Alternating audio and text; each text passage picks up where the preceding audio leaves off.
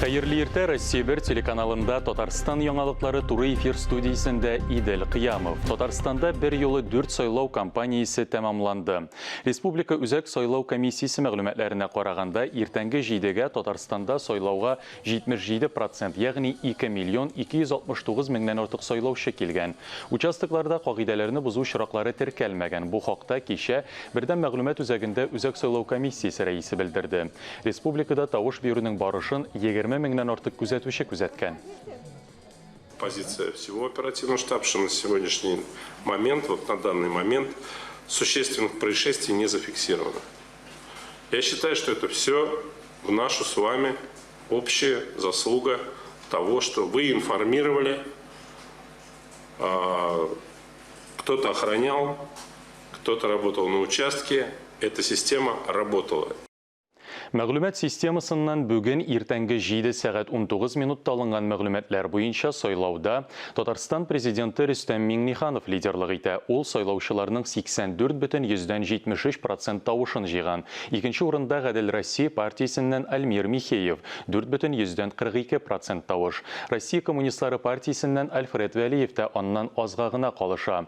Үсеш партиясеннән Олег Коробченко 3,19%, ЛДПРдан Владимир Сурчилов 2,60% тавыш җыйган.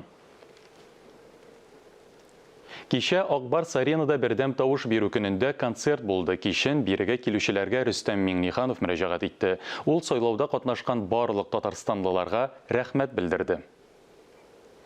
Кадерле дуслар, чын күңелдән һәммәгезгә дә зур рәхмәт әйтәсем килә. Республикага, шәһәребезгә кергән хезмәтегез өчен. Киләчәктә дә Республика гөрләп торсын, без шулай матур вакыйгаларда күрешергә насыйп булсын. Һәммәгезгә дә исәнлек, саулык. Рәхмәт сезгә. Бердәм сайлау көнен халык һәр вакыт бәйрәм итеп кабул итә. Тавыш биреп кайтучылар өчен башкалада бушлай зур концерт оештыру да традициягә әверелде. Мәгъләгән тамашачы белән бергә Акбарс арена мәйданында узган концертны безнең хәбәрчеләребез дә күреп кайтты.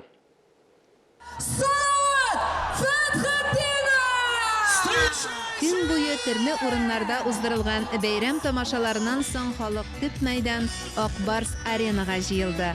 Татар һәм рус эстрадасы артистлары бер сәхнәдә. Салават Фәтхетдинов сайлау участогына барып, гражданлык бурычын 12 сентябрьдә үк үтәгән. Бу кичтә тамашачыларны җырлатты. Гомумән, бу концертта артистларга кушылып җырлаучылар бик күп иде. Хор Турецкого башкаруында яңгыраган туган тел җырына Татарстан президенты Рөстәм Миңнеханов та кушылды.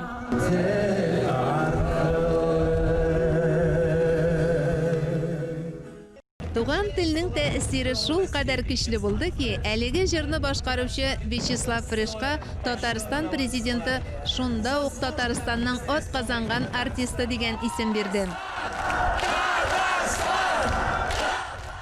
Хәерле кич теләп башланган концерт бәйрәм салютлары төнге күк йөзенә әкияти сихрилек өстәгән мәлдә «Мин яратам сине Татарстан» җыры белән тамамланды.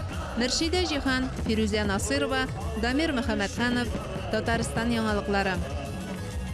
Кичә кичке якта Бердәм Россия партиясенең Татарстан бүлеге башкарма комитетында бердәм тавыш бирү көненә якынча йомгак ясадылар. Партия рәисе Дмитрий Медведев видеоконференция режимында Татарстан белән элемтәгә чыкты. Ул республикада сайлау кампаниясе барышында нигезле җитди эш алып барылуын билгеләп үтте. Көн йомгаклары буенча беренче нәтиҗәләрне Дәүләт Советы рәисе Бердәм Россия партиясенең төбәк бүлеге секретаре Фәрит Мөхәммәтшин ясады. Дмитрий Медведев хәзер сайлаучылар наказларын үтәүгә керешүнең мөһимлеген искәртте. Татарстанда традиция буенча сайлауга күп киләләр. Татарстан негатив төбәкләр исемлегенә керми. Тулаем сайлау кампаниясе һәм тавыш бирүнең барышы уңай. Бу юлы да республикада сайлау кампаниясе позитив юнәлештә бара дип билгеләп үтте Петербургская политика фонды президенты Михаил Виноградов бердәм мәгълүмат үзәгендә узган матбугат конференциясендә. Тулаем Татарстан лидер төбәк. Республика җитәкчелеге коронавирус пандемиясенә нык каршы тора. Шуңа күрә уңышлар да күп. Празднование столетия республики, это все-таки обычно всегда такое мероприятие, это всплеск социального такого оптимизма, это завершение подготовки строительства тех или иных объектов, понимание, что выборы президента важны с точки зрения укрепления позиции республики, усиления такой адресности действий власти в отношении запросов граждан. Это понимание удалось создать. Татарстанның төп тренды хакимияткә һәм традициягә нык ышаныч дип саный социаль маркетинг институтының сәяси анализ буенча директоры Виктор Потуремский. Татарстанда уникаль хәл хакимияткә һәм традицияләргә югары дәрәҗәдә ышануга, хакимиятның алдамавына, халык мәнфәгатьләре хакына нәтиҗәле эшләвенә бәйле. Кешеләр карар кабул итүдә үзләренең дә катнашуларын тоялар. Нәтиҗәдә хакимият яклау таба, эшләгән кеше өчен тавыш бирәләр дип билгеләп үтте эксперт. Татарстан, конечно, является одним из регионов лидеров. Власть действительно показывает себя очень эффективно и очень успешно. И, скажем так, при высоком качестве жизни есть доверие к власти. Если говорить про Татарстан, то здесь, безусловно, ошибок не было, и власть действовала эффективно и точно. Блогер күзәтүчеләр мәгълүмат киңлеге санитарлары дип саный чиста сайлаулар өчен корпусы башкарма комитеты әгъзасы Антон Лукаш. Шуңа күрә Татарстандагы сайлауларга блогерларны җәлеп итү шулай ук фейкларга каршы акыллы карар булды. Әлеге бурыч Татарстанда уңышлы үтәлде.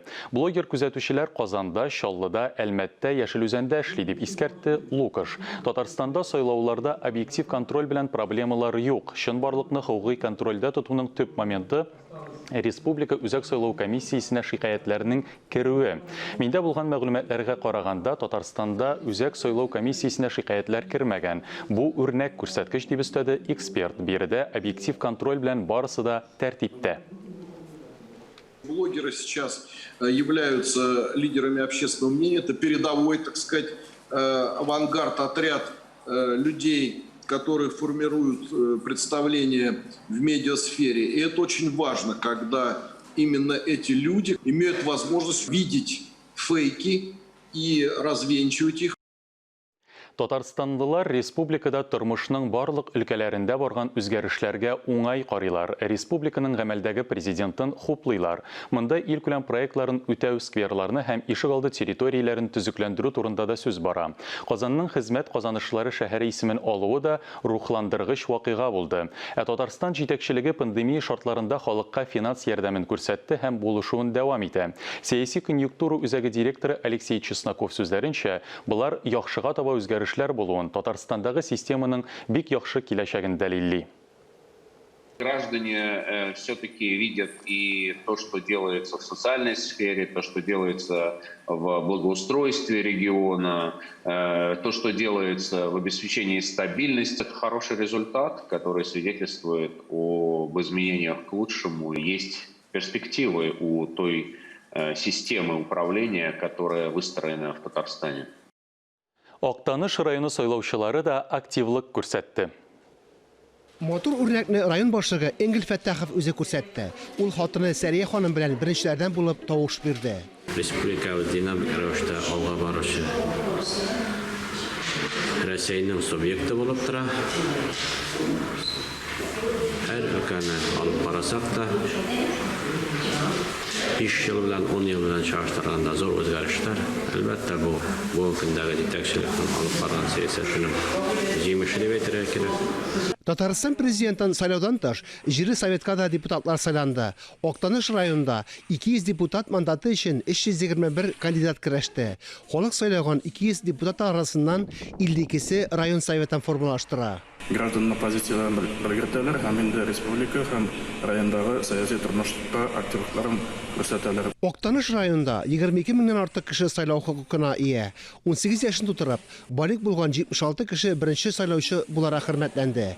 2 яңа өлгергән сайлаучы 13 сентябрь төп сайлау көнендә туган көнен каршылады. Безнең участокта быел 6 яшь сайлаучыбыз бар. Беренче тапкыр сайлый торган, аларга инде безнең бүләкләр каралган, магнитиклар бүләк итәбез. Чынлыкта да кеше килә, тавыш бирә, сайлыйлар, сорыйлар, үзләренең фикерләрен әйтәләр. Актаныш хастаханәсендә эшләүче Рәсимә Саматова юбилей көнендә сайлау комиссиясе әгъзаларыннан котлаулар кабул итеп алды. Аңа сайлау көне тасвирланган магнит бүләк иттеләр. Халык инде бүгенге сайлауларга бик теләп катнаша, бик теләп йөри, актив йөри дип әйтәсе килә. bir сайлауны да калдырганыбыз юк. Политический активность күрсәтергә тырышабыз, гражданский долг итәргә тырышабыз. Октаныш районындагы 46 сайлау участогында да санитар-эпидемиологик нормалар тулысынча үтәлде. 71% аяққан сайлаушы біздің қалдан сайлап қойдылар. Бүгінде күн бек матур, халық бек актив ертеден оқып келе. Чөнки илебезнең, районыбызның киләчәге билгеләнә торган көн. Фәнис Мөхәммәтов, Ләйсән Газизов ва Октаныш районы мәгълүмат үзәге. Ертәгә 15 сентябрьдә Казанда көзге донорлык акциясе оештырыла. Кан бирүчеләр 18-45 яшьтә ким дигәндә 55 килограмм авырлыкта һәм сәламәт булырга тиеш. Акция Җиңү проспекты 85 йорт адресы буенча урнашкан Республика кан үзәгендә иртәнге сәгать 8-дән 12-гә кадәр уза дип хәбәр итә Мәрхәмәтле Казан автоном коммерцияле булмаган оешмасы. Барлык донорлар үзләре белән паспорт һәм СНИЛС алып килергә тиеш. Татарстан президенты Рөстәм Миңнеханов инициативасы белән башланган безнең ишегалды программасы тулы куәтенә үз эшен дәвам итә. Чаллыда да әлеге республика программасы буенча планда билгеләнгән эшнең яртысы инде башкарылган. Быелга планлаштырылган 131 ишегалды тулысынча яңартылачак. 47,5 йорты ишек алдында эшләр ахырына якынлаша. Биредә юл һәм тротуарлар киңәйтелгән. Эш барышында җирле халык юл төзүчеләргә тәкъдимнәр дә керткән. Керү-чыгу юлын уңайлырак итәргә киңәш биргәннәр. Башка төрле тәкъдимнәр дә бар. Здесь у нас идет зигзаг дороги. Монда юл зигзаг формасында бара. Барлык шоферлар да борылыш тимәсенә басмый. Кинәт борылыш ясау авария китереп чыгарырга мөмкин. Ишек алдындагы юл шәһәрлеләрнең иминлегенә яный. Шуңа күрә керү юлында лежащий полицейский билгесен урнаштырырга булганнар. У нас здесь не было предусмотрено, что мы будем устанавливать ИДН. Без башта монда әлеге билгене куярга уйламаган идек. Кызу тизлектә йөрүчеләр авария китереп чыгармасын өчен аны куярга булдык. 47,5 ишек алдында балалар мәйданчыгы әзер. Янәшәдә генә спорт җиһазларын урнаштырасы, юл эшләрен тәмамлыйсы калган. 47 комплекс буенча 16 ишек алдын тәртипкә китерәсе бар. Шуларның 11-дә юллар төзекләндерелде. Ә күршедәге 47-дә 6-нчы йортта яңа балалар мәйданчыгы халык өчен уңайсызлыклар тудырган. Аның аша йөрергә ярамый, ә урап узу күп вакытны ала. Тулаем алганда төзекләндерүгә күбрәк акча тотарга исәпләгән булганнар. Хәзерге исәпләүләр буенча барлык кирәкле эшләрдә булган кысаларга салына. Соңгы этап булып яктырту җиһазларын урнаштыру тора. Кабельләр сузу эшен башлаганнар. Мы хотим все грязные работы провести. Без көннәр кыры торганда җиргә бәйле эшләрне башкарып чыгарга исәплибез. Төзекләндерү, үлән чәчү эшләрен сырак ташый алабыз. Барысына да өлгергә тиешбез. Безнең ишегалды программасы буенча барлык эшләр 1 декабрьгә кадәр тәмамланырга тиеш. Төзүчеләр бу бурычны иртәрәк үтәргә планлаштыра. Гөлназ Ибраһимова, Сергей Кравченко, Татарстан яңалыклары, Чаллы. Татарстанда телләрне саклау һәм үстерүгә 1 миллиард сумнан артык акча тотачаклар. Программаны 23-30 елларда гамәлгә ашырырга ниятлиләр. Министрлар кабинеты 23-30 елларда Татарстан Республикасы дәүләт телләрен һәм Татарстан Республикасындагы башка телләрне саклау, өйрәнү һәм үстерү дәүләт программасын раслады. Проект бурычларына Татарстандагы дәүләт телләрен өйрәнүне оештыру, хукукый һәм аналитик яктан тәэмин итү, аларны саклау һәм үстерү эшчәнлегенә фәнни һәм методик якын килү, дәүләт телләрен үстерү һәм өйрәнү өчен тулы бер системаны үстерү. Зур чараларны гамәлгә ашыру һәм республикада уңайлы тел мөхите булдыру керә. Ел саен программаны гамәлгә ашыруга 125-133 миллион сум акча бирелә. Программаның координаторы Татарстан Мәгариф һәм фән министрлыгы. Бу көннәрдә Казанда яшь профессионаллар 2028-нче ил күләм чемпионатының финалы уза. Беренче тапкыр бу ярышлар дистанцион һәм онлайн технологияләр форматында үткәрелә. WorldSkills стандартлары буенча һөнәри осталык ярышлары кадәрге махсус урта уку йортлары, югары уку йортлары студентлары һәм мәктәп укучылары һәм 12 яшьтән 16 яшькә кадәрге яшүсмерләр арасында уздырыла. Ил күләм беренчелектә 22 яшькә кадәрге 2800 кеше катнашачак. Бу 2019 елга караганда 2 тапкырга күбрәк.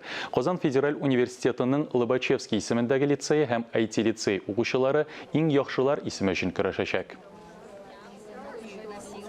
Качалов театрында СССРның халық артисты Василий Качалов күргәзмәсе ачылды. Ул бөек артистның 145 еллыгына багышлана.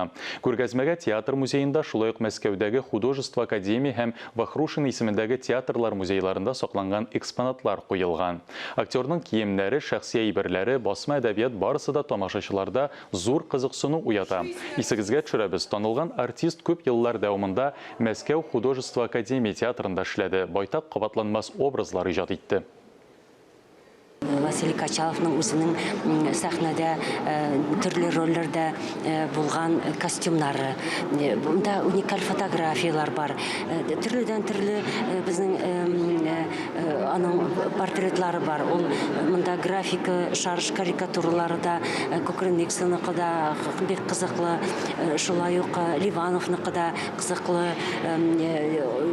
Аннан шул чордагы инде безнең танылган портрет осталарының да эшләре бар. Безнең үзебезнең Качалов театрында сакланган музей экспонатлары шулай ук кыйммәткә ия. Республика халкы ил күләм проектлар Татарстан 2020 республика фотоконкурсына кушыла ала. Конкурс 7 номинация буенча уздырыла. Беренче этап 1 июньдә старт алды һәм 15 октябрьгә кадәр дәвам итә.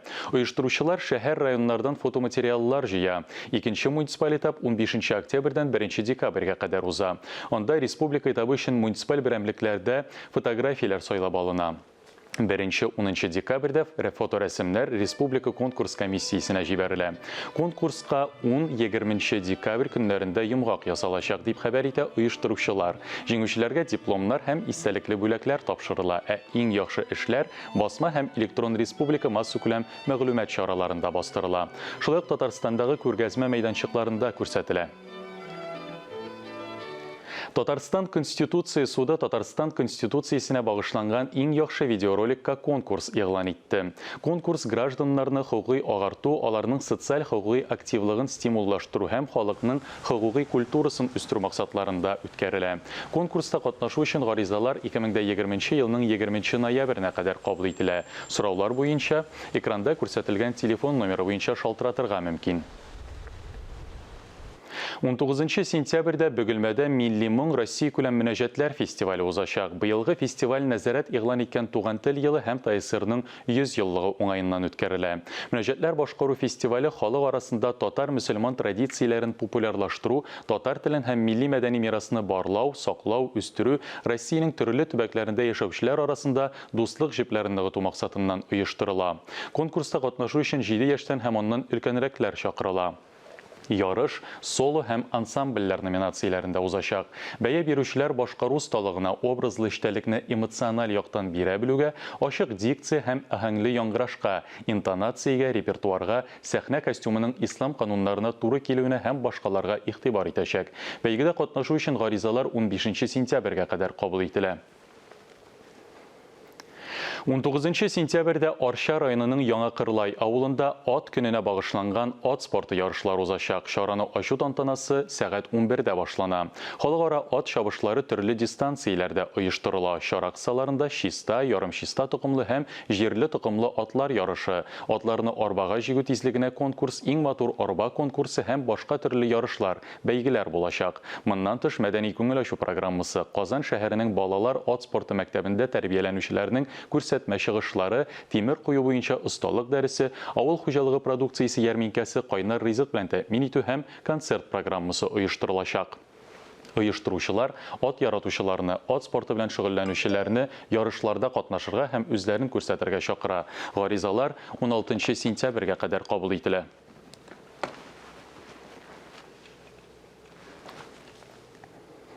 Республика авылларында чиста су программасы чынга аша. Буа районы Кайынлык авыл җирлегендә дә җирле шмәкәр чишмәне төзекләндерелә.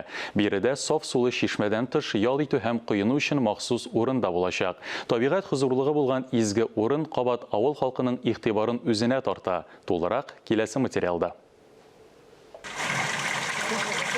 Бу чишмә табигатьнең кечкенә генә мөгъҗизасы. Энес Гайнуллин фикеренчә, чыганакны саклау үткән белән бәйләнешне ныгыту. Кайынлык авылы элек-электән чишмәләре белән дан тоткан. Аларны санап бетерерлек кенә түгел. Бу судан һәр вакыт авылныкылар файдалана.